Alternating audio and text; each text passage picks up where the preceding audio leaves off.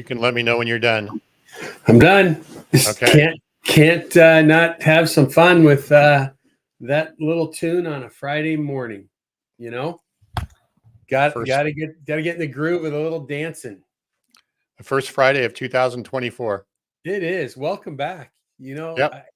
My wife, lovely wife Darlene, asked me last Friday morning as I was like wandering around lost at 9 a.m. Pacific time. You know, how did I feel about not having the broadcast today or that day? And I said, you know, it's twofold. One is it's great not to have the preparation and the, I don't say pressure, right? But we're the preparation that goes with it. But it's kind of missed it a little bit too, I have to say.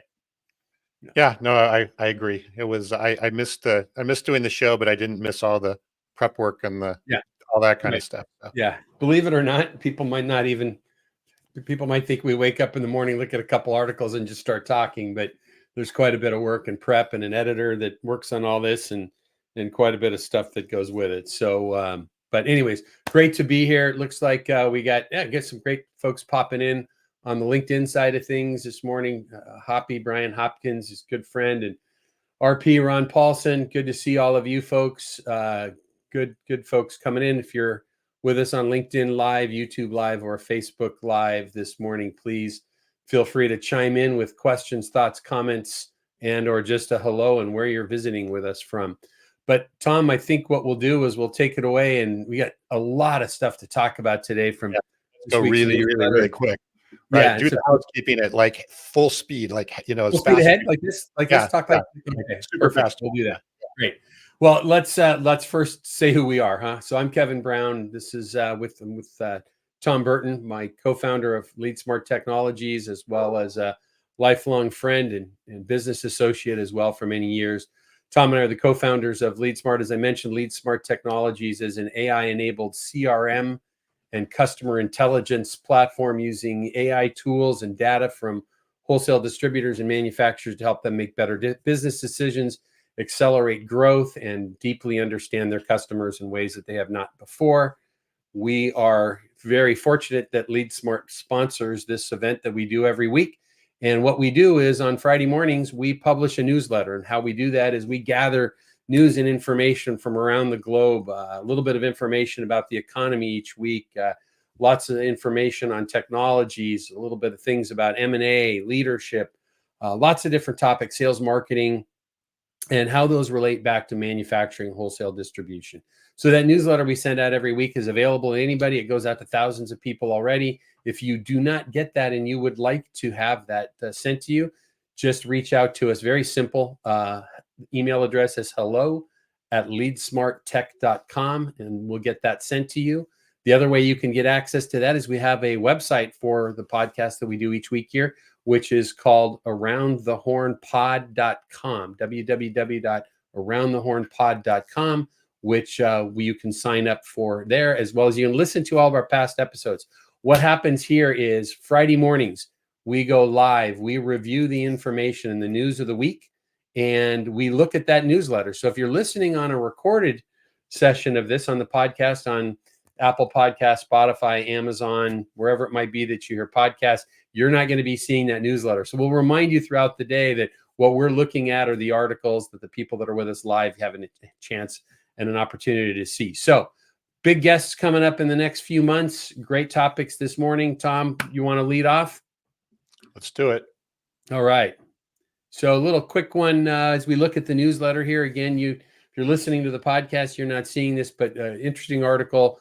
We talk each week, typically a little bit getting started about a little bit about what's going on in the economy.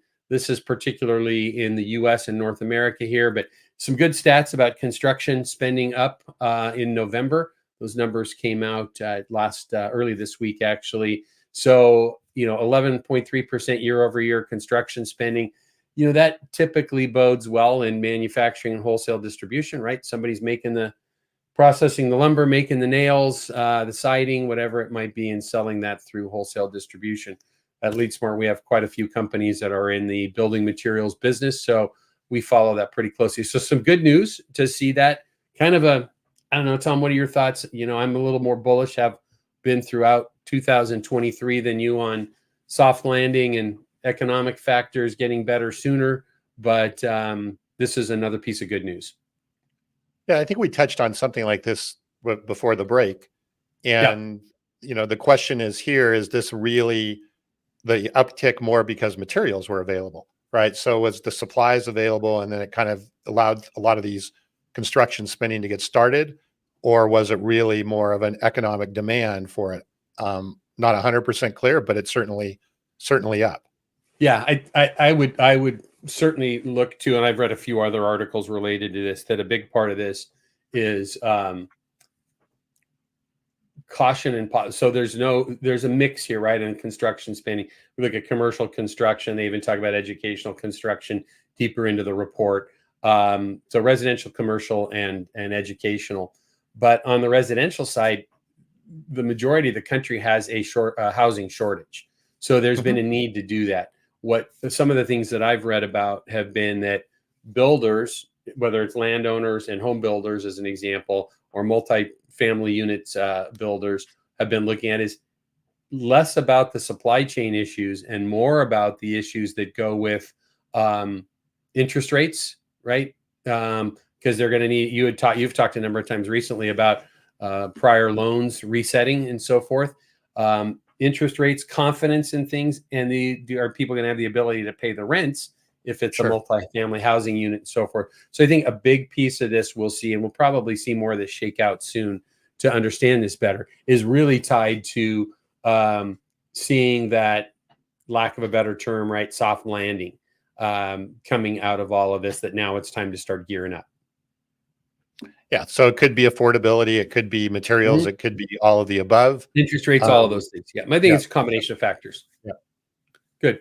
Well, that's enough of that. Neither one of us are economists or home builders. So, but interesting. The Institute for Supply Chain Management published a report this week about economic improvement continuing in 2024. Couple of quick statistics out of that. They talked about a focus and a forecast of revenue on the manufacturing side increasing up 5.6%. I'm guessing we would have some manufacturers listening in with us today, or live or on the podcast later, that would expect a whole lot higher growth in their companies. But growth in general, they talked about capital expenditures increasing almost 12%. Two things that they hit on, though, was capacity utilization, that currently things are sitting at about 83%. So lots of room for growth in manufacturing. Kind of the downside is, if that number is there, they talk about it going to 86.5% next year. If that's the case, then, we probably don't need all that much new machinery. We probably don't need new buildings, which would bode well for economic growth as well. But so be it. Yeah, it's interesting. I think there was actually a new ISM report that came out this morning, as a matter of fact, and it was 2 points below. I think it was 50.6, which they were expecting 52.5. So we get a lot of, obviously still above 50% or anything above that is showing growth along the way. So it's not just growth. The question is the speed of the growth, and are we going to continue to see, I don't know, a little bit of a roller coaster, or is it straight up and vertical? Not 100% sure. So that leads me to talk about, we have a little differing opinions on this, which is good. I personally have and this is, again, I did okay in economics classes, but only took the required ones. I think there was only 2 of them. But I think there's a groundswell building now. It's interesting. Stock markets, not had a great week in comparison to just pre-holidays, but in the second half of last year. But I think there is a little bit of a groundswell building. I read an article yesterday about one of the heads of the International Monetary Fund. This was in the Wall Street Journal, making some comments about, soft landing might be an understatement for what they see things for the U.S. It's going to be even easier and better than a soft landing of things. So I think there could be a little bit of groundswell developing. I'm going to hit the first of plugs of next week. We're pretty excited. We've got some I'm going to maybe stop short of legends, but I think a couple of people called them legends when we talked about this before the holiday.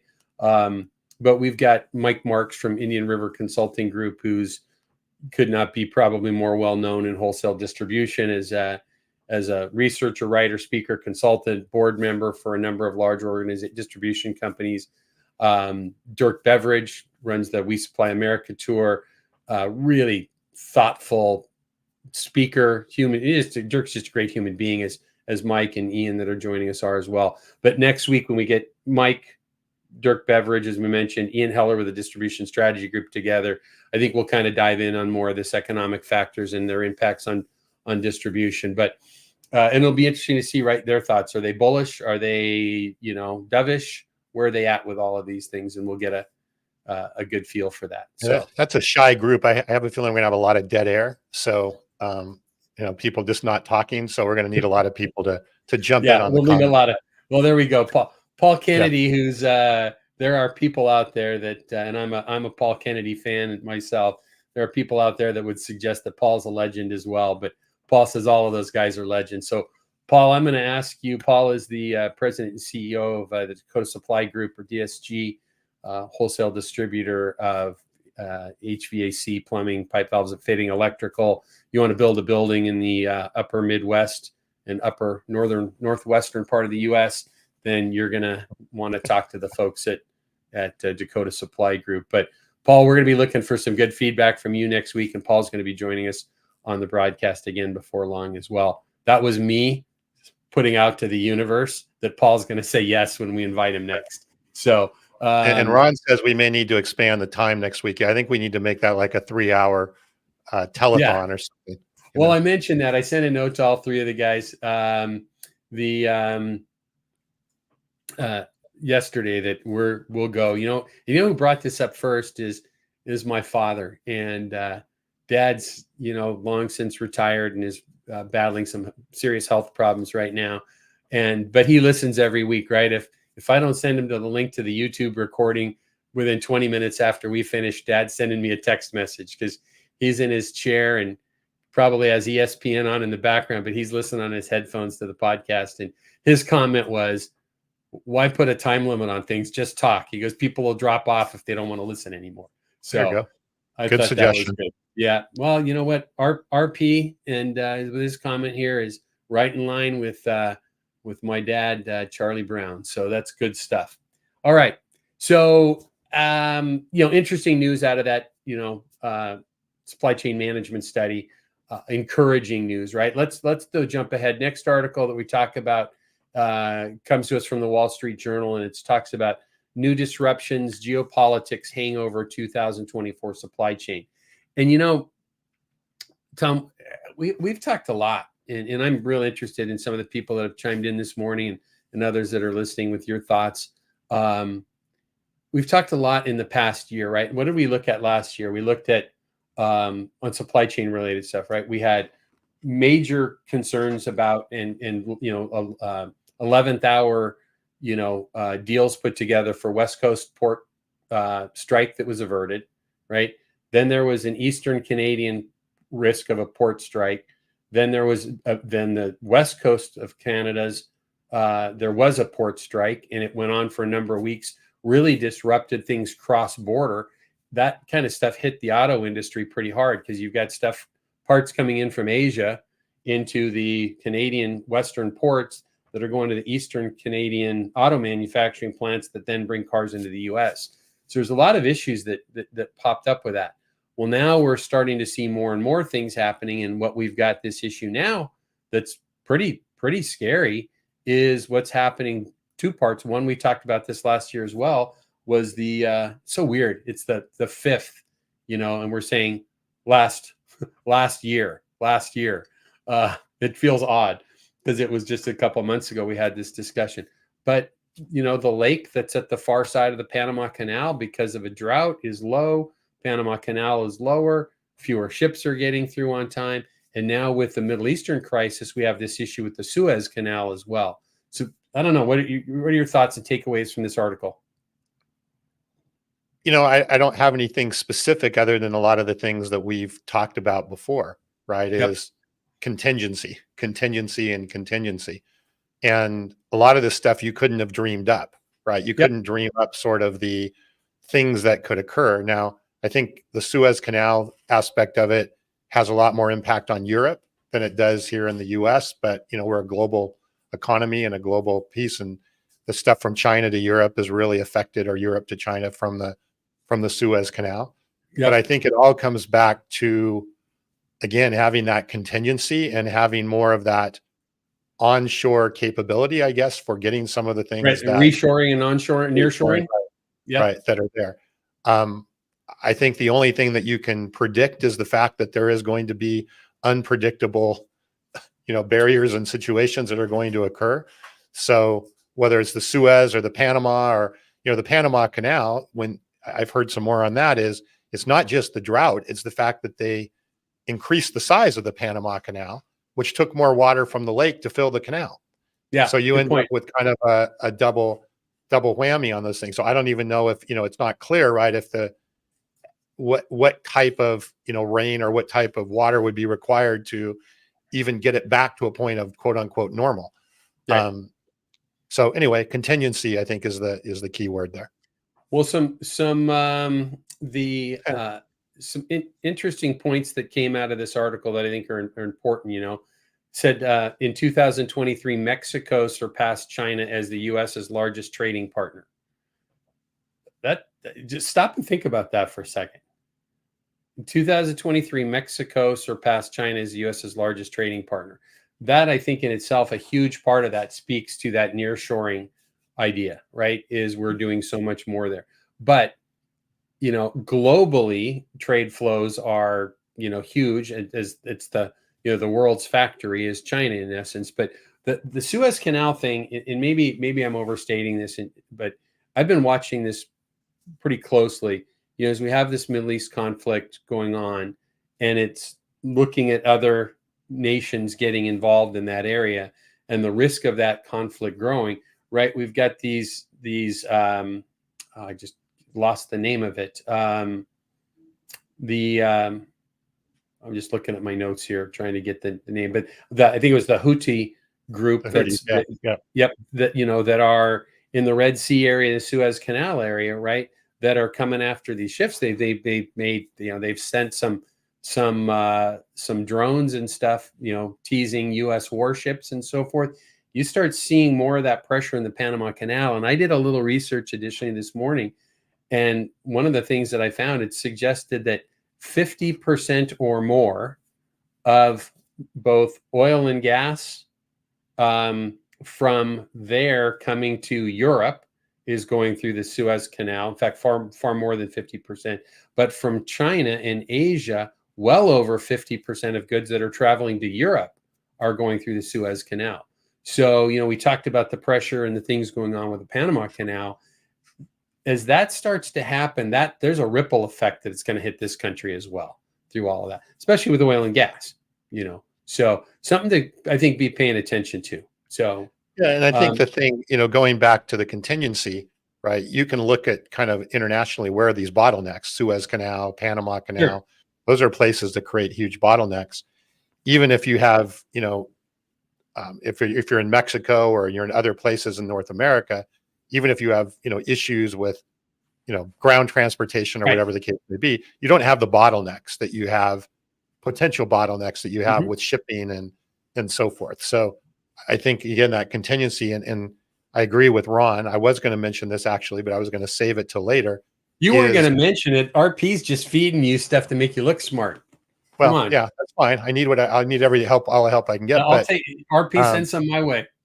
But yeah, is that, again, this is where AI can help to really support and look at sort of these different scenarios, look at contingencies, look at all of those things to help you, determine options or alternatives, I guess, along the way. So, well, I'm going to throw a wrench at that for a second. And I don't disagree with RP's comment or what you're saying with that, but that's big picture stuff, right? That's when we're looking at planning things from a standpoint that says, hey, how am I going to manage supply chain months and months out, right?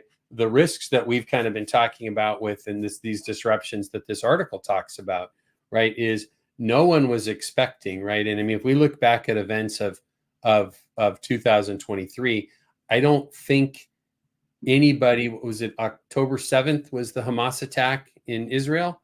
I don't think anybody was expecting that to happen of the magnitude and how it happened, right? Middle East conflict's been going on forever. But when you look at an attack by a self-proclaimed political group on a peaceful concert, I don't think anybody was expecting something like that. Maybe some conflict, yes. But these are the types of things, and my takeaway from this particular article and the discussions we've been having about these supply chain issues are the more sudden things that you could have the best AI models out there, and certainly it will help you. But when you've already got 150 containers on a ship that's heading to a port, and the article also talks about the disruption in freight lines this year and trucking companies. There's not just Yellow Freight, but a number of trucking companies, large trucking companies in the U.S. went out of business in 2023. These are the sudden things that, AI can help us with what to go do, but the planning piece of it, I think, is more long term in these settings.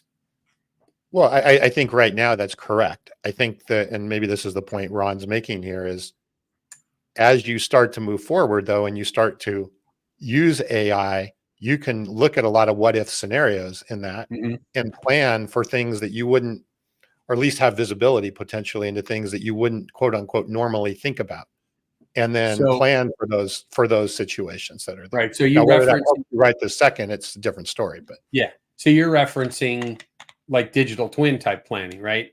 Could be. I mean, it could be a lot of. If I'm bringing X amount of goods by ship from Y location, what would I do if, what is the scenario if XYZ happened?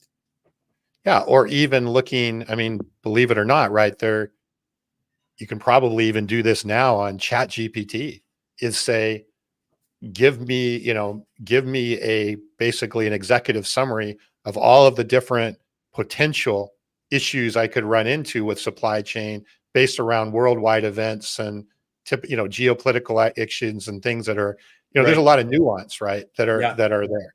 And then help me come up with, based on that sort of knowledge or projected knowledge, then help me come up with some of the things, like you said, through a digital twin and so forth. Right. Yeah. And Ron said scenario planning, right? What are the scenarios that could exist? Finish what he said. I didn't see anything else what he said. I just saw scenario planning, digital twin. That's all I saw. At least that's all that showed up on my comments. So very good. Just as a reminder to the folks, we've missed you, Ron, for the last couple of weeks. I don't think you were on the last couple of weeks. So. Yeah. What's as a reminder to folks, somebody mentioned to me a while back in a conversation that they said, you guys have some fun and poke at each other a little bit. Little disclaimer: Tom and I are not young, and we've been friends since kindergarten. So we run a company together, but we've been friends for, I guess we're approaching 55 years coming up that we've been friends. So my joke is that I give Tom one compliment a month. So there's some zingers that go back and forth with us as well here and there. So we always like to see the compliments that we get, and RP complimented Tom and was gracious enough in his last comment to mention that I was right in one of my comments. So thanks, RP. So when you hear us poke at each other, it's in good fun. We're lifelong friends, and we'll be fine later in the day. Yeah, I'll get over it. At least I will. Yeah. Very good. All right. Well, we're going to keep an eye. And I think with the group we've got next week, that might be a good discussion, is to talk about a little bit about some of the geopolitical issues that are hanging over moving goods, right? Because we can't hit these growth rates that we've talked about, and whether it's manufacturing or it's in distribution that we're looking for in the growth in the economy in North America next year, if we don't have goods coming in. So, yep. Good. All right. What's next, my friend? Well, I think what we just talked about follows in beautifully to this next article about manufacturers need to follow through on their digital transformation goals. And basically the article is talking about manufacturers, and I assume that you could probably include distribution of this as well. I'm glad Have you said digital, that, because you're right on. Yeah. right? Have digital transformation top of mind as 2024 begin, but how fast manufacturers will turn thought and intentions into real action remains to be seen. And we certainly see this. We see this a lot, about, there's a lot of ideas and a lot of things like that, but how does it actually translate into action and results? Yep. And we're not, and that's what they're saying is it's the actions and results aren't happening quite as quickly as the ideas and the intentions. Well, there's and this kind of leads to some of the conversations, and won't go in this too deep, but that we've been having recently, the two of us, is related to AI, and where manufacturing and wholesale distribution is related to preparing for AI.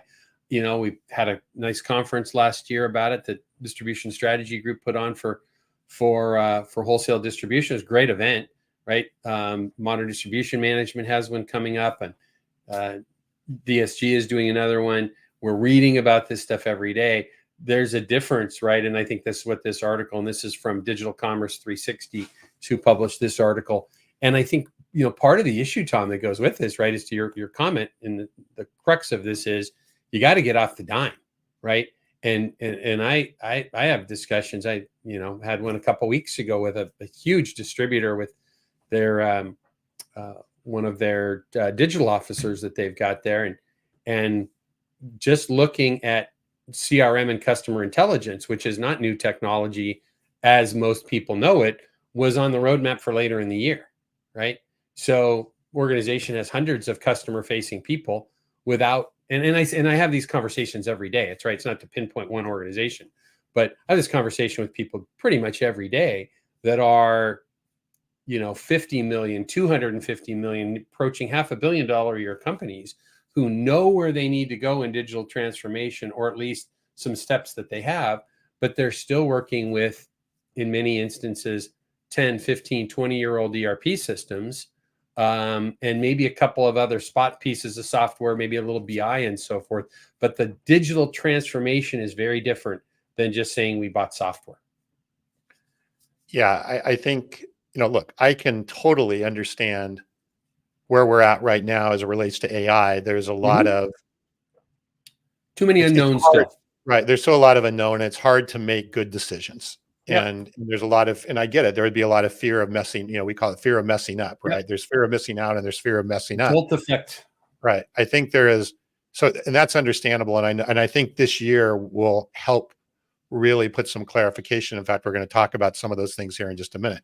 I think though, right now, here's my recommendation, and this is not self-serving really at all, but just knowing where I know AI is going and what some of the things that are going to come about in the next 6 to 12 months is do everything you can as far as digital transformation is to get your data organized and in a place where it can be utilized.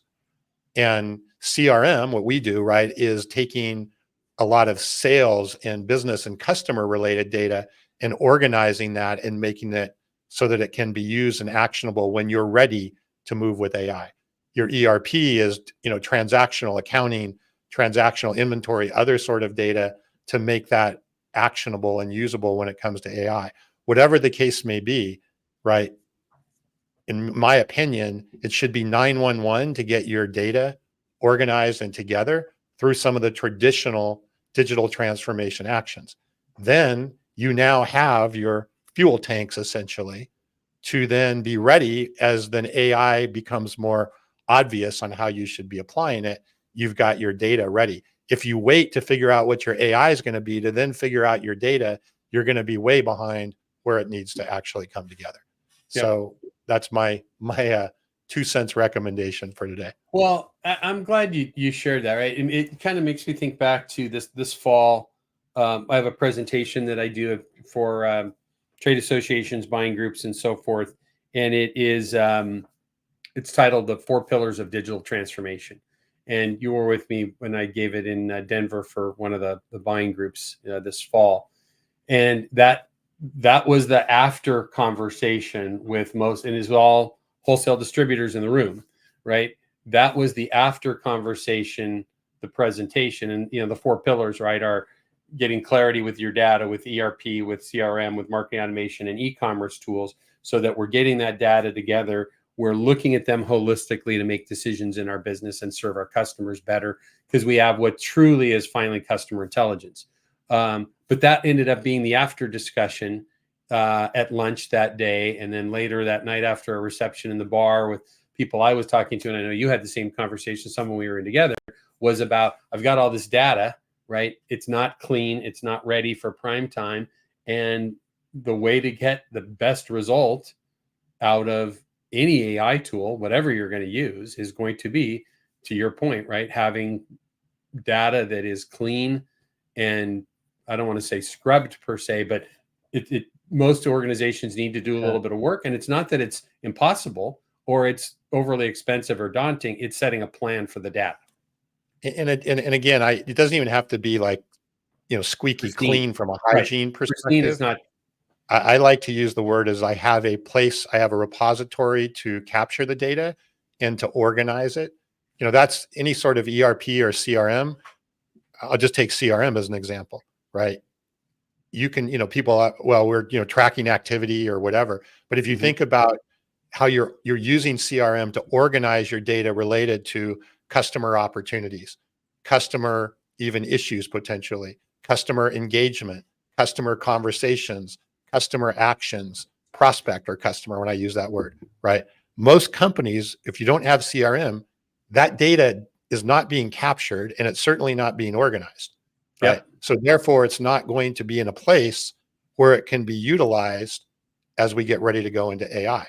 So even if all you just, and we tell people this all the time, even if you're for no other reason, you just want to be able to capture and organize that sales and customer information, make sure that you put that, CRM aspect of things onto your roadmap as a sooner than later type of thing. Obviously, there's a lot of other benefits potentially for that, but it's just as a place to organize and capture that data. The other thing is that, I know we have to move on here, but yeah, we see a lot of, you're on a roll. We see a lot of people talk about their concern about data hygiene, right? My data is bad. I got a lot of bad data. And that's true, but that is less important. There's a lot of things that even can be done with AI as you move forward to kind of weed out some of that bad data or even help clean up some of that bad data hygiene issue, so to speak.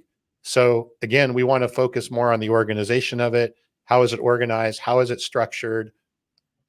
That's why it's called structured data. How is it structured? How is it structured and organized so that we can be ready to use that? And we can release some stuff on this because I've been doing some testing.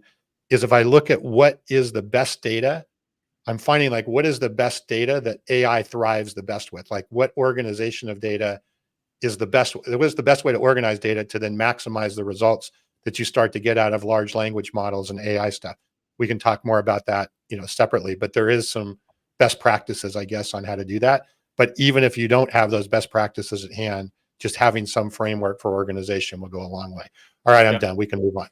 Well, I think, the key thing, right, is visualizing that data that becomes actionable, right? And we can have all the BI tools and all the ERP stuff that we want that will tell salespeople, as an example, what they need or what they should be looking at if they go look, but they need it in a single place where everything is there for them.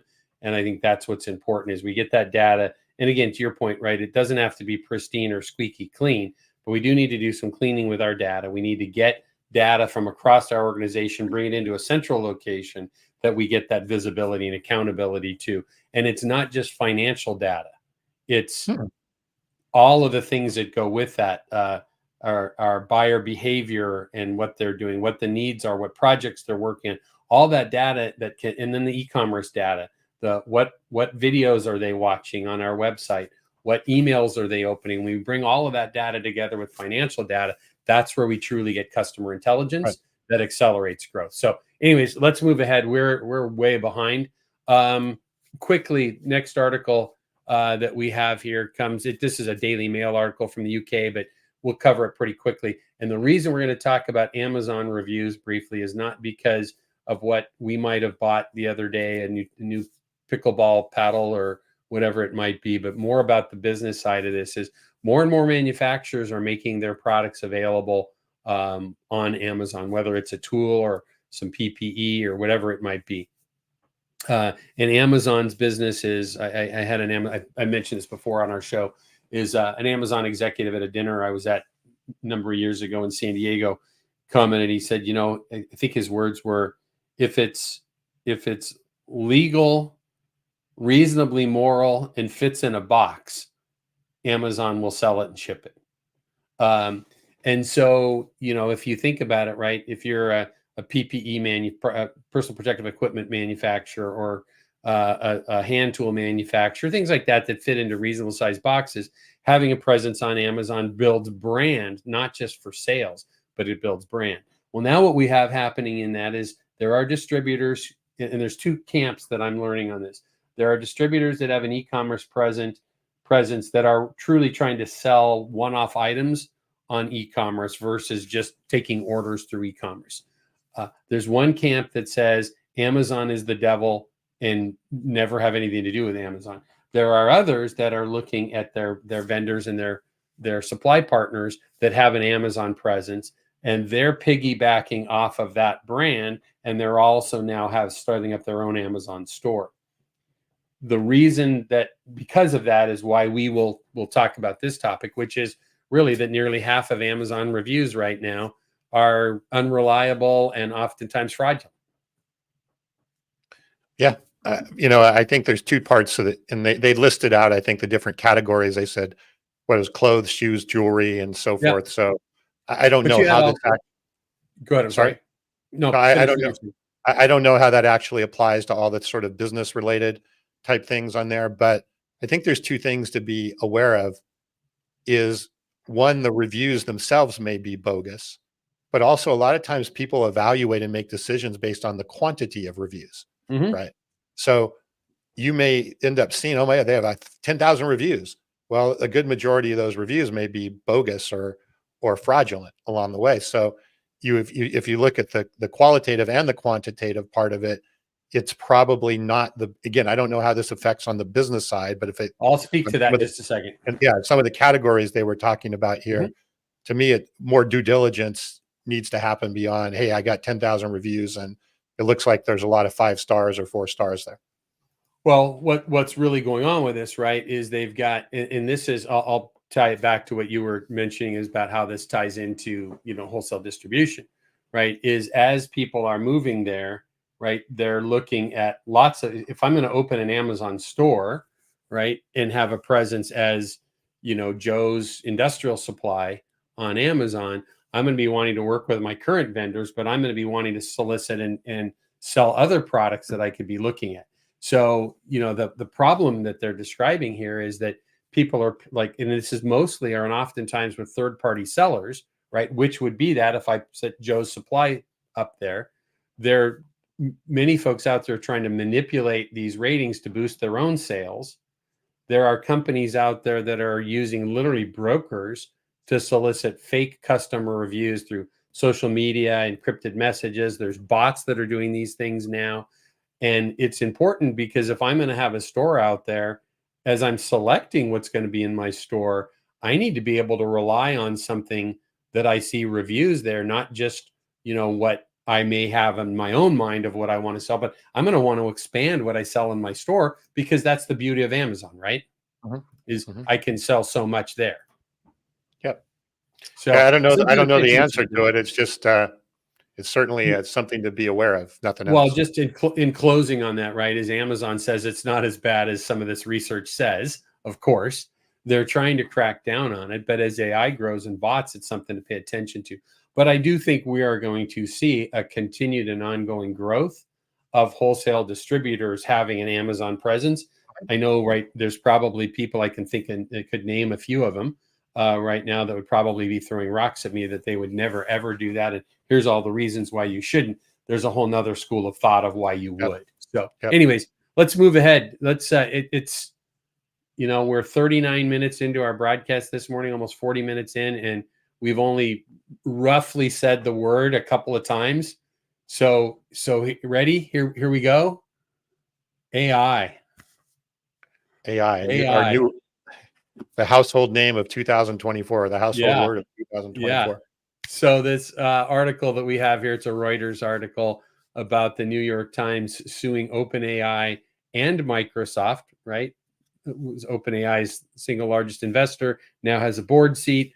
And they have a board seat or just board observing? Anyways, they're No, involved in the they have a board. board seat. Yeah, board Yep. seat. And New York Times is suing them about infringing on copyright. There's tons and tons of, I just saw a thing earlier today that some, famous writers, John Grisham, David Baldacci, some comedians even are starting to jump on the bandwagon of starting to look into these lawsuits about copyright infringements. So you're our science guru of the day here. What's your first take on this? Yeah, I have a lot of it's, and I haven't done enough homework. I haven't done enough homework to fully understand all the nuances and ins and outs of this. There's a lot of, right. You can go to search engines today. Now, I know that, let me back up. I know the lawsuit here was based around the fact that the New York Times said somehow they were able to get past their paywall and get data from the New York Times site that was only available for paid subscribers. Right. And then make that data accessible and available on OpenAI. So that, I believe, is the basis of this specific lawsuit for that, which technically I don't even know how that happens. And technically I don't know how OpenAI or whatever wouldn't have been cognizant or aware of this. So I don't know all the details of this. It seems a bit odd. In the general sense, if you go to search, right, a lot of data is out there. You mentioned authors and other people like that. Right. That is out there that's available to the public on search. In fact, they call it fair use, right? Right. Yeah. But I mean, most people want to put a lot of data out there. Again, if I'm an author or whatever the case may is, I want my visibility of what I do. Do I want my whole book out there or whatever? Not necessarily. So, but there is a lot of information like that already out there in the public search domain, if you want to call that, or the search world. So the fact that that data is then being used to train the OpenAI model, and then people want to sue because of that, that to me is a little bit of a, I don't know, potentially contradictory. I don't know, again, if it's again, I haven't done enough research to be totally fluent on all of this. It just seems like there's a lot of potential conflict or maybe even contradiction between some of the things that are going on related to suing the AI companies versus what's already been available and out there on search for many years. Yeah. So let me ask you a question related to that. We got some comments coming in, some questions that we'll get to here in just a minute. But what wasn't there? I mean, this was like 10 plus years ago. Wasn't Google trying to basically scan and have available through its search model like the Library of Congress? I mean, just about, and that's just full of copyrighted material. Mm-hmm. And so it's interesting to me to see this and maybe this part of this is tying back to all of the frenzy that we saw during the writer's strike and the actor strikes, right? About AI use in those settings is people are looking at, there's an economic impact that they're looking at with all of this. And my assumption is that maybe it is that as the New York Times was trying to throw the first bomb over the fence to get kind of this conversation started a little bit further so they can start getting some court opinions and so forth on how they may or may not be able to protect things. But OpenAI and Microsoft is saying this, and this could just transfer right across to Bard and Llama from Facebook and all of these other tools that we're going to be seeing popping up. But the response from them is basically this is all part of what's a legal doctrine governing unlicensed use of copyrighted material called fair use. And that's, I think, what will end up being adjudicated in this setting is what is fair use. Yeah, and if I'm a New York Times or a media company, I'm nervous, right? I mean, Sure. you sent me a Chat GPT thread where you were going in and asking Chat GPT about some news related information. Well, what did ChatGPT do? It went and aggregated information from Right. potentially multiple news sites and tried to give us the most comprehensive and holistic, answer to that news event, right? That's very threatening to traditional news and Sure. media sources that are there. So I completely understand that, why there could be, fear, and there could be a lot of disruption is part of this. I don't know how this will. It'll be interesting to see how this plays out legally, and if they win this case, or how it actually ends up coming together. But I don't know that it's something that's going to be sustainable as a long term. I don't think it's a black and white issue as to what, data is legitimately should be available and used for these models and what should not. I don't know that there's a lot of shades of gray. Something to keep our eye on with all of this, right? Yeah. I think is important. I pulled that article together just because I think we're going to continue to see this. I'm going to William asked a question here. He says, where specifically will AI have the biggest impact on wholesale distribution? Tactical ordering, website, chatbots. I want to address that. And we're going to talk about some trends in AI in just a couple of minutes that will also address that a little bit. But I think what we're going to be seeing here in this article, before we go too far here, that the idea of that information that's out in the public domain, whether it's however these lawsuits play out, is it's important because we want our model, right? And you're going to have an opportunity to correct me here, but I'm going to give more layman's terms of our opportunity with AI within manufacturing and wholesale distribution, right? We've talked a lot earlier today and in lots and lots of past broadcasts about data, right? You talked today about the importance of it.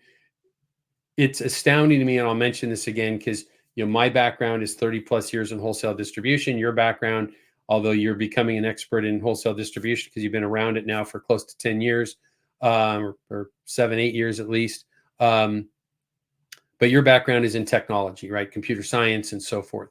But as we look at these things, I'll reference to a comment that you make consistently is you've rarely ever seen an industry or a market, and it just happens to be the market I've spent my career in, when we look at both manufacturing and wholesale distribution, but probably a little stronger even on the distribution side, about the treasure trove of data, right? When you stop and think about a company that has a digital access to 10, 15, 20 years of invoice data, the things that AI can do with that within a business is dramatic and overwhelming. So back to William's question, we'll talk about it a little bit more. His question, tell me, bring that up for us.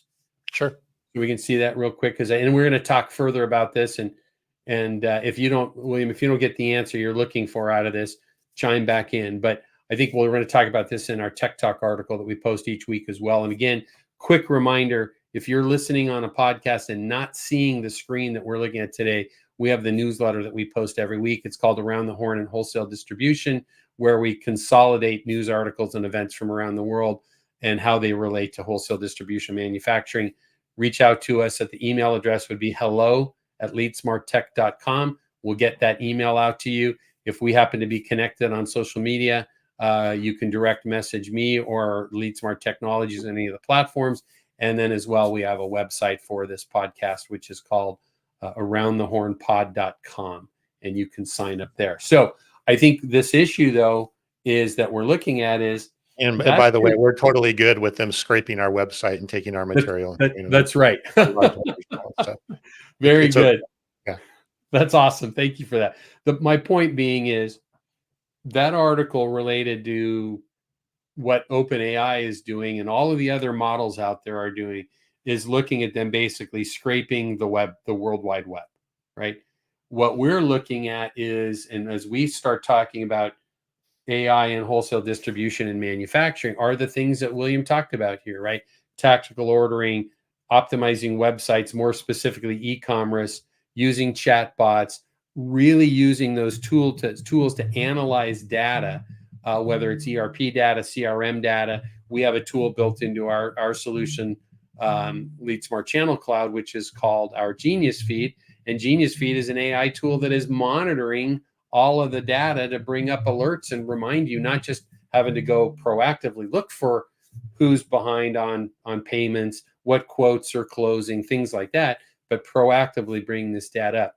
That's data that AI is using from within your organization in the right models that Tom's talking about. Tom, you can add to this or correct me if I miss anything here, is we're talking about AI running against your internal data and then using that external data from the internet to bring even more data in to help you make decisions. So these things are important to the global AI, this article we just discussed, but that is a component of what a wholesale distributor or manufacturer will be able to do with AI with their own data and external data. Tom, anything to add to that, or did I do okay for a layman? No, I think that's fine. And I think going back to William's I was question, looking for a compliment. it was really well done. That was an Okay, thanks. excellent explanation. I can't say anything more. It's a mic drop moment. How's that? But going back to Williams, yeah, Mike, the answer is all of the above, right? Yep. And then some. And just again, I know we're really running out of time here, but as it relates to data, you can look at it kind of like a matrix, right? You have your data that belongs to you, belongs to your company, call that first party data. And then you have data that doesn't belong to your company, which is, you can call it third party data. And then you have data, so kind of that's on one, maybe that's the y axis of the matrix. On the x axis, you have then two categories, which is what's considered structured data, which is stuff that you can put in a spreadsheet, rows, columns, things like that, that would be in a traditional application. And then you have your other data about all your documents and processes and best practices and safety requirements and everything like that. So any of those things are, you could kind of look at those and go, there's kind of two combinations, right? You have first and third party, and then you have structured and unstructured. That is your, and again, this is very simplistic, but that is your sort of data universe, if you want to talk about that. Mm-hmm. And that data universe is what is ultimately, now how you use that and how you use that with different models and all of those things, but that is the fuel that that drives that. And then you can add another layer into that with your partners, and there's kind of gray areas between that, but that's the basic structure. Very good. Thanks for that. Great question, William. Appreciate that. You sharing that with us. Let's jump ahead. Each week in the newsletter, we have a section called Tech Talk. This week's article was 5 generative AI trends to look for in 2024. And I'm going to rapid fire these to you, Tom, and get some of your feedback on them. First one was AI technology at work and bring your own AI. You want to unpack that a little bit?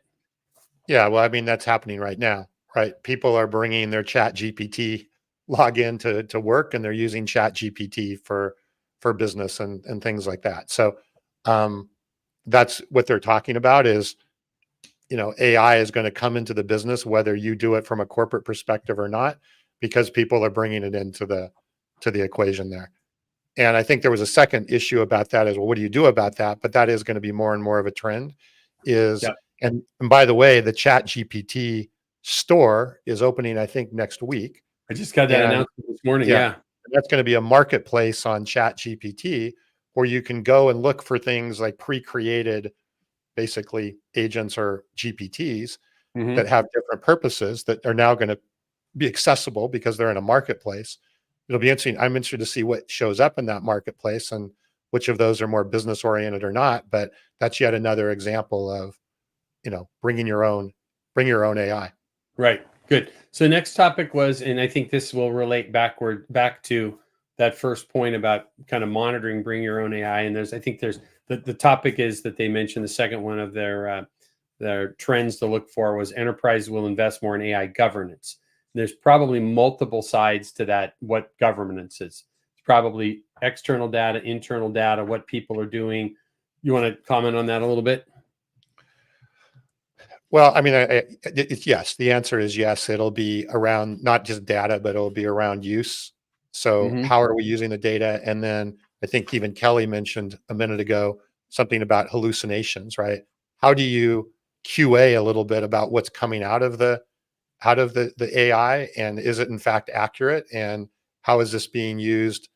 Are you using hallucinating data with hallucinations in it, or inaccurate data in your or inaccurate outcomes or in your organization as well? So I think there's going to be a multi-dimensional governments there'll be an organization, I think, in most businesses called AI operations, which Mhm. will look at, in the same way you have dev operations right now in most companies, development operations, you're going to have an AI operations team that's going to look at a lot of these different aspects of how we're using AI in business. That's great. All right. So next one, we're getting a little bit in the weeds here, but this will be probably helpful to folks. Next thing they talked about as a trend to watch for was autonomous agents. Yeah. Fire away. Yeah. So, and this comes back even to William's question, right? And this is an area that most people are used to using AI the way you use Chat GPT, right? You put in a prompt and something comes back and you use that and you have a conversation. Or how you use the Autonomous, internet. right. Autonomous agents are now, think about taking a lot of different AI capabilities, essentially linking them together and allowing them to run automatically, or have one AI, tool then call another AI tool that then automatically does something else. So my wedding anniversary is August 26th. I want to go to Hawaii. What happens next in that autonomous agent? Right. So I want to go to Hawaii and I want to, you give it some basic thing and says, create my trip. And through a whole series of autonomous agents working together, at the end of the day, you have your trip. One is looking at flights, one is looking at hotels, one is looking at my schedule to see if I'm even available. One can check my wife's calendar. All of these things start talking to each other to do duties and tasks for me. Yeah. And they're dependent on each other, right? So you may go, okay, well, before I check flights, I have to check the calendar. Now I go back and maybe you gave it a framework that says, well, I don't want to spend $5,000 for airfare.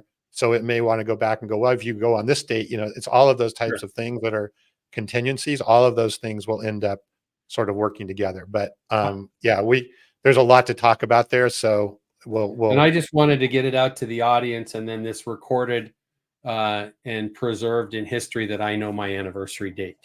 that's So well I done. said it Well out done. there out loud. Yeah. So, all right, next one after autonomous agents, multimodal and open models. These are kind of some big words if you're newer to AI, right? Yeah. So multimodal, what that means is lots of different formats. It could be visual, it could be audio, it could be pictures, it could be all kinds of things, not just text, right? Or you're not just dealing with text Mhm. or data. But I think the bigger, you when they say multi-model, right? Your companies, and the way that I believe AI, and especially when you get into the autonomous agents, you could be using different models for different purposes. I think we talked about this on the show a couple of weeks ago, as Apple is talking about releasing a model that will run on your phone, right? A Mhm. personal model that will run on your phone. Then you have your own business model, your corporate models, and so forth. So there's a lot of different potential. In fact, there could be thousands of models potentially available and accessible. Some are more expensive to use than others. So the key is, how do you kind of create a composite of those models and use the right model for the right job? That's going to be a big architectural conversation over the Yep. next, I don't know if that's I mean, it'll certainly be a discussion in 2024, but I think it'll become a bigger issue in the next, couple years. Well, and I think this, and then the last topic that is brought up here is more AI startups and better sophisticated offerings. I think what part of this is going to play out as, right, and I really think this is important for our audience of manufacturers and wholesale distributors that might be looking at this going, oh my gosh, I don't want to bury my head in the sand, but this is overwhelming. Is that the DIFM model is going to come along, right? Is who can do this for me in a way that's going to bring relevance to my business? Because, we've had some comments about chief ethics officers and all these types of things. You're unlikely to see that in a $75 million a year Yeah. distributor with 4 branches and a part-time IT person, right? Yeah. And I so think how this do is we the get around yeah, that? I think this is the most important one actually on the list, is all the things that we as a vendor or as a company bringing AI to businesses, right? Up until now, look at most of the AI that's come out from companies, it's like a tool. Hey, look at my tool. Look at this cool tool. Mhm. In order to really be competitive, and I think we've been slower on the Lead Smart side, even releasing some of the things, mainly because I haven't wanted to release stuff doesn't take into account some of these other foundational issues that we just talked about. Right. I think vendors are going to have to you're going to have to release your AI tools and capabilities, keeping in mind, how does that fit in with the company's AI governance? How does that fit in with their integrity? How are they using the models? What are the costs of the model? Right. Our job as the vendor or the service provider is to think through those things so that the offers and the tools that we provide kind of have those built into the DNA of what we're providing versus just saying, here's another tool, here's another tool, here's another tool. Right. And Well, that right. is And going to be a shift in the vendor world of AI over the next year to two, well, next 1 to 3 years for sure. so we see this, and I thank you for that clarification. We see this consistently, right, within our company, Lead Smart, um, where we meet with both distributors and manufacturers. But I think my belief is it's more prevalent at the distribution level. Is we have tons of different pieces of software, right? But we have no tech stack and no plan for why we have this. Or, typically they're all, not all, but many of them are touching an ERP system to bring things out. But we were on the phone earlier this week with a distributor that we thought we knew. Your team is onboarding them. You joined me on the call of getting a new customer on board, and I learned about like 3 or 4 new pieces of software that they have that impact their roadmap, right? That in all of our other calls they've never disclosed. So we have all of whether it's a mapping software, or it's a delivery software, or it's a messaging software, whatever it might be, that they've bought all these tools. With AI, I'm going to throw this out there. Some may agree or disagree with me. I'm going to suggest the idea of having a well thought out, well planned, well structured, and organizing tech stack. These are the software pieces that I use in my business, and how they relate to AI for my roadmap moving forward is probably more important than ever right now, because of the impact that AI can have. No, I agree. You're again, we talked about data organization, your technology organization, if you want to call it that. Yep. How I've said this over and over. AI is going to really force businesses, ours, everybody's included, right, is to really get ourselves much more structured and organized. Mm-hmm. We have no choice if we're going to try and take advantage of the benefits that come from AI. Right. So whether that's technology, whether that's data, whether that's process, whatever the case may be, it's going to force us to get more organized and more structured. And That's great. anyway, that's going to be a byproduct of all of that. So we're going to continue these discussions as we go on. Each week we have a feature. I'm going to kind of jump ahead and we'll wind down. Each week we have a feature called Industry Scuttlebutt. We pop up 3 M&A pieces, whatever it might be. This past week, Stellar Industrial, historically headquartered in the Pacific Northwest, announced another acquisition, acquiring IMC Supply. I think they were in Memphis, if I remember correctly. SRS Distribution, record 22 new branches through both, and these were greenfield opportunities that they were opening, not just acquisitions. But the third piece that we have here is modern distribution management, and we get, just as a kind of a side note, today, right? We've had Reuters, I think CNBC, Tech Target, Modern Distribution Management, Distribution Strategy Group, Wall Street Journal, and I think something from AP. Lots of different sources we bring together, but MDM does a great job. They put it together, this regular M&A roundup, and that's published here. It's also published on the MDM website. We're going to have Mike Hockett from MDM on with us, I think, in late February. And later in this quarter, Tom Gale, I think, is going to be joining us as well as a guest. But quickly, December, they published 34 different M&A news items, but there were 40 transactions. Several of them included multiple companies at once. That was a big jump from the previous November, and the same as October. So we're seeing this. There's this frothiness has continued throughout 2023 in M&A, in distribution, and certainly we've seen quite a bit in manufacturing as well. I think that's only going to scale up this year as likely money becomes easier to get our hands on, and financing options for for M&A becomes even more accessible. So good stuff there. Thanks for all of the organizations that we get data from each week for this.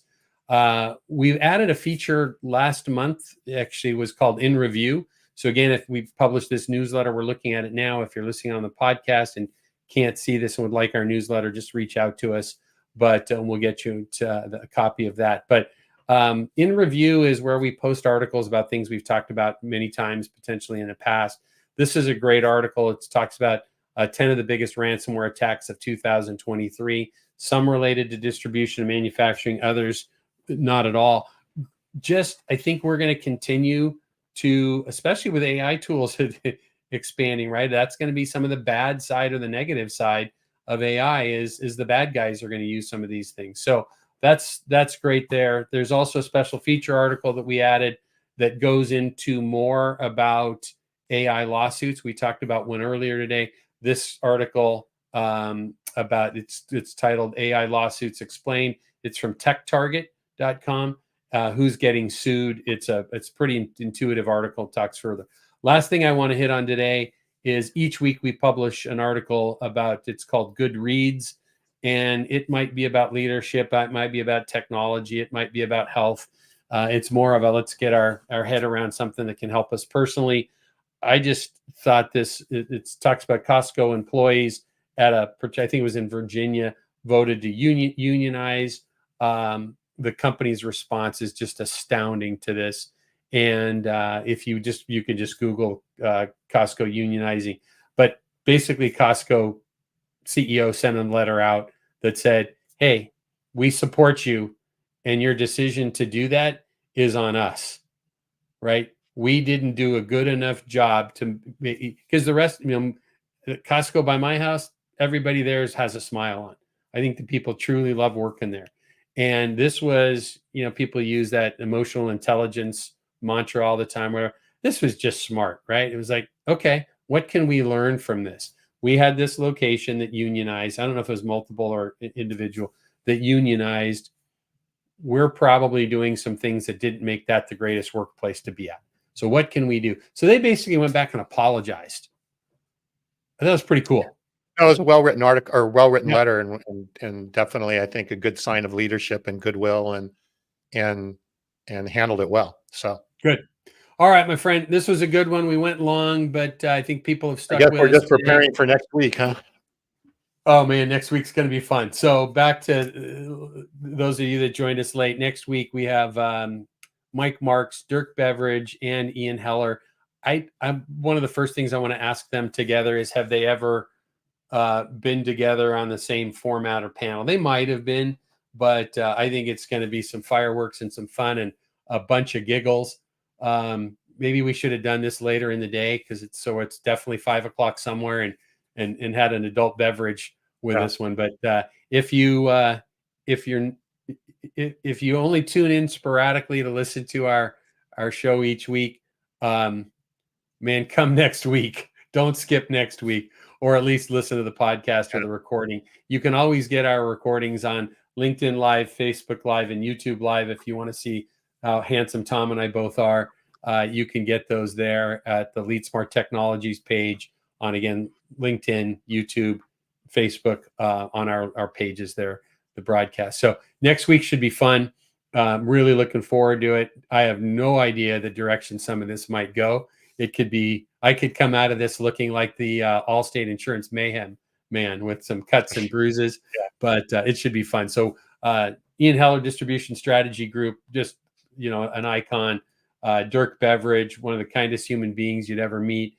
Phenomenal speaker, writer, does the We Supply America tour where he works and travels and does videos with family-owned enterprises across the country in wholesale distribution, and Mike Marks from Indian River Consulting Group. It's going to be fun. So, hey, Tom, thank you, my friend. Thank you for everybody.